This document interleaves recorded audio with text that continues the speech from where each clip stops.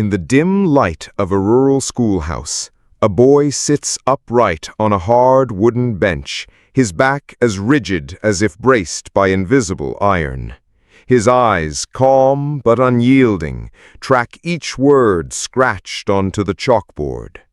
The room smells faintly of pine smoke and damp wool, a collection of children shifting restlessly around him.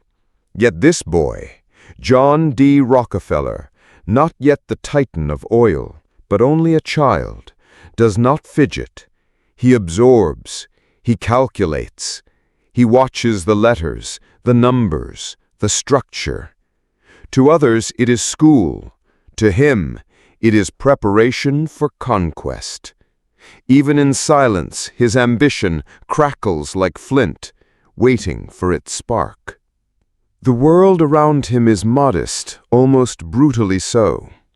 The Rockefeller family had little to boast of in Richford, New York. His father, William, wandered, unreliable, slippery, a salesman of promises more than remedies. His mother, Eliza, clung to discipline and faith as if they were the only ropes keeping the family from sinking into chaos. Between them, John grew up in tension, the stern pull of morality against the slippery seductions of risk. That tension sat in his bones, and when he entered school, it sharpened into a hunger for order. Numbers were not chaos, they obeyed rules. Books yielded truth if one read deeply, and discipline turned knowledge into weaponry. Each morning, before the sun lifted fully over the frost-bitten fields, Eliza made sure her children's hair was combed and their clothes, though patched, were neat. She valued dignity more than comfort. For her, education was the salvation of the poor. To neglect it was sin. John listened when she spoke of learning as a duty. Her voice carried no softness, but it carried truth. And so, while other children slouched, John leaned forward, catching the rhythm of lessons with a focus that unnerved his teachers. They said he seemed older than his years, as though some inner clock was always ticking faster. In the schoolhouse, he learned not just to read and write, but to train his mind to march in steady formation. He copied arithmetic tables until they became muscle memory. He recited passages aloud with the precision of a preacher's son. Even when the lessons ended, he did not release the grip of concentration. At night, by flickering lamplight, he would sit hunched over a book, lips pressed tight, whispering each phrase under his breath, locking knowledge inside. His siblings would sometimes drift to sleep to the sound of John muttering lines of geography or scripture, his voice steady, as though each word were a coin he stacked carefully in his mind. What defined John's education was not brilliance. He was never called a prodigy. It was his relentlessness. Where others skimmed, he drilled. Where others grew bored, he persisted. He had no gift for invention or poetry, but he had an instinct for endurance.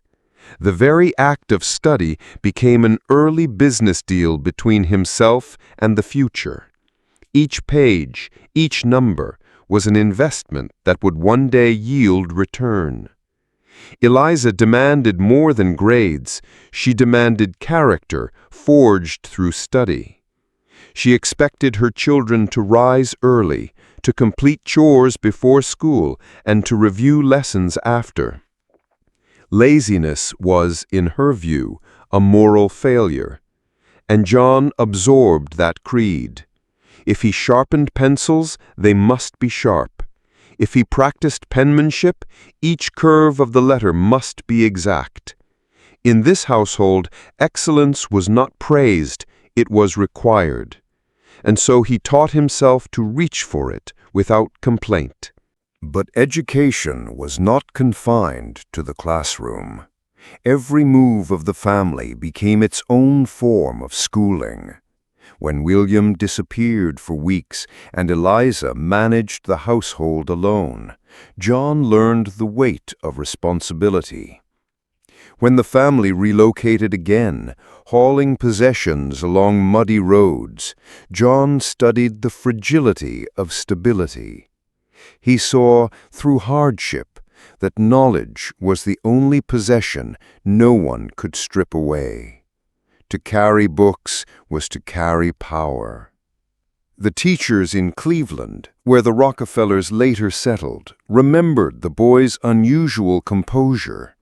In rooms filled with chatter, his stillness demanded attention. He was polite, but never ingratiating, eager to please, but not eager to socialize. He seemed to hold himself apart, as though aware he was studying not just the lessons, but the people themselves.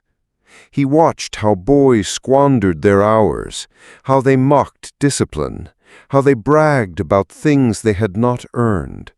He filed these observations away. For him, school was not merely about acquiring knowledge. It was about distinguishing himself from those who would one day fall behind. The curriculum was basic: reading, writing, arithmetic, geography.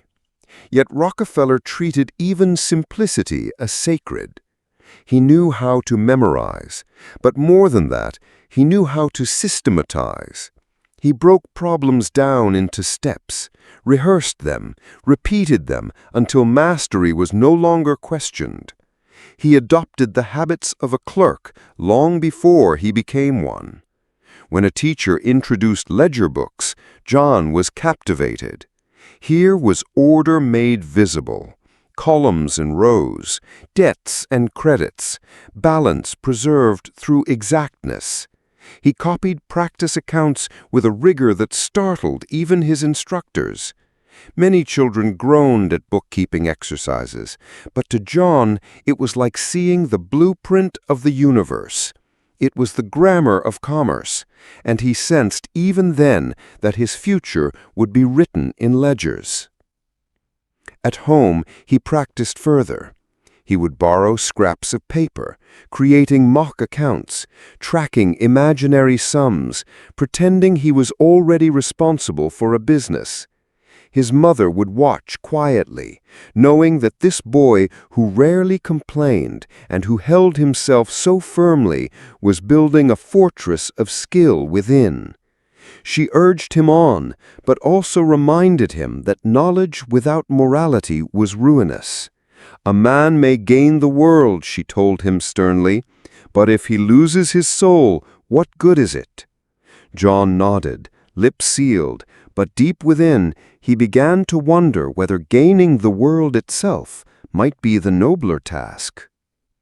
It was in Cleveland schools that he developed a study rhythm so severe it would echo throughout his life.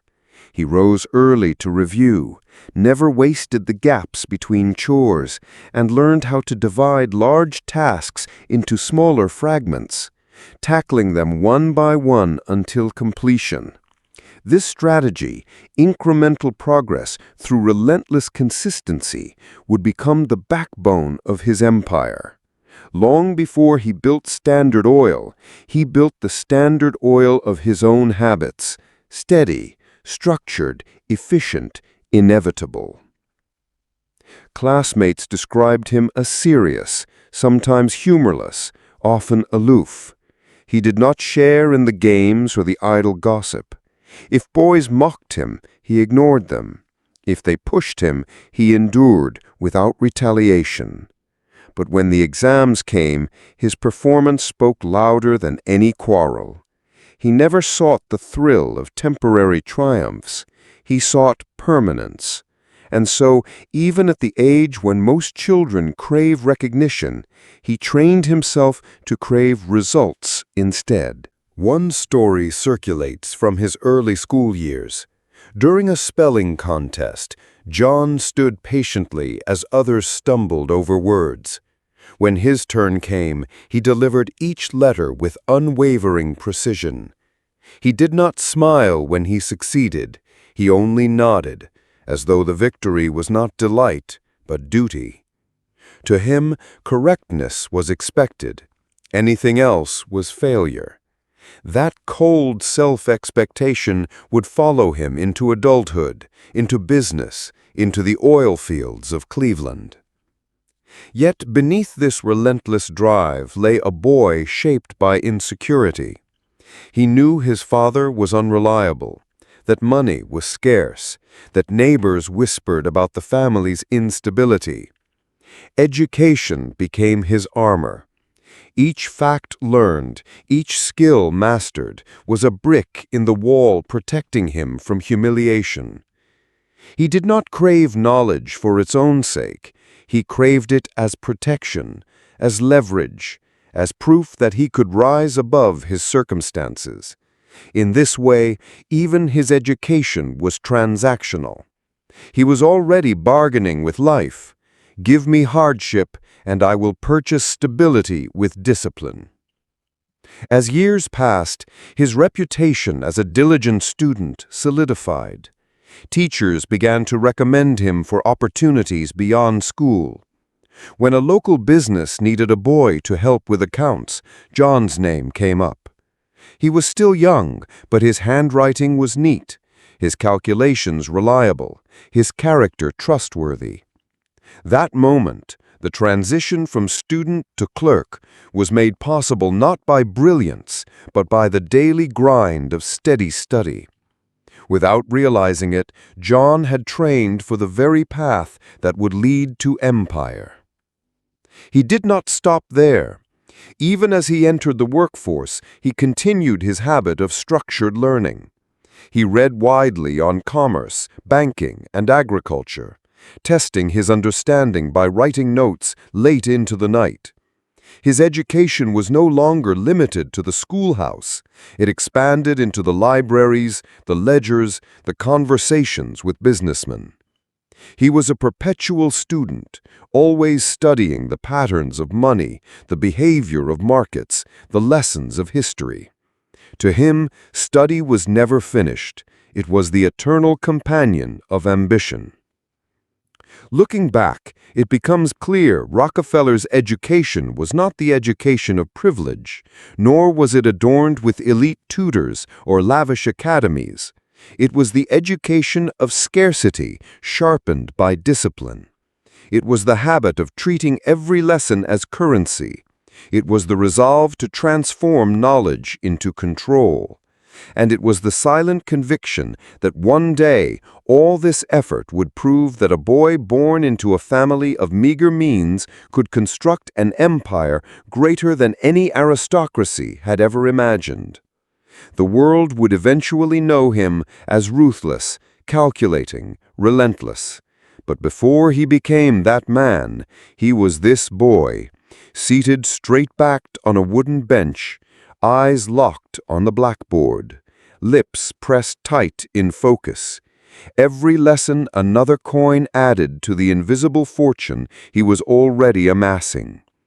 His education was not just about learning, it was about becoming. And in that quiet schoolhouse, under the stern gaze of teachers and the stricter gaze of his mother, John D. Rockefeller was forging not merely the habits of study, but the very architecture of empire.